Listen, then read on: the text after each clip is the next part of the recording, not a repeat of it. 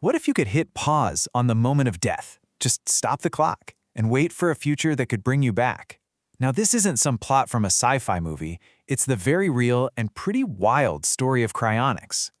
And that's the core promise right there. You're not gone, you're not exactly alive, you're just paused. You're in a state of suspension. And this entire incredible field, well, it all started with just one man.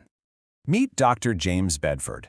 Way back in 1967, he took a massive leap of faith and became the very first person to be cryonically preserved. Just think about that for a second. For almost 60 years, he's been frozen solid, just waiting. And guess what? He's not alone anymore. Over 400 people have followed in his footsteps. But how on earth does this even work? Well, the single biggest challenge is something incredibly simple. Our bodies. They're about 60% water. And here's the problem with all that water. When it freezes, it expands and forms these super sharp ice crystals. Imagine tiny microscopic daggers shredding your cells from the inside out. Not good. So yeah, the first attempts at cryonics were basically a race against your own body destroying itself.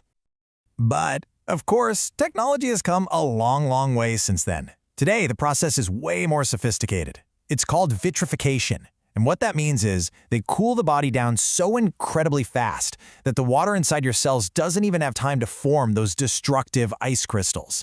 It just turns into a kind of glass-like solid, keeping everything perfectly intact. Now, as you can probably imagine, this kind of, let's call it future-proofing, it doesn't come cheap.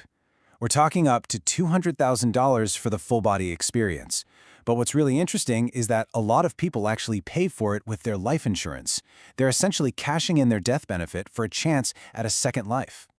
And don't think for a second this is just some fringe fantasy. We're talking about some major players here. People like baseball legend Ted Williams, Bitcoin pioneer Hal Finney, and even the tech billionaire Peter Thiel. They've all put their money and their bodies on the line.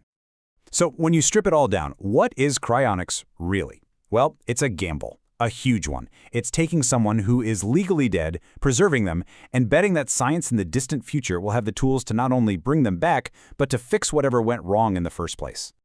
So is this real science or just very, very expensive science fiction? The honest answer? For now, it's still fiction.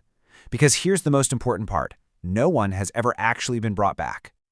And this quote from Peter Thiel just nails the philosophy behind it all. Cryonics is the second worst thing that can happen to you. The first is dying. It's the ultimate wager against finality. So the real question isn't just, would you do it? It's, what kind of future are we all betting on?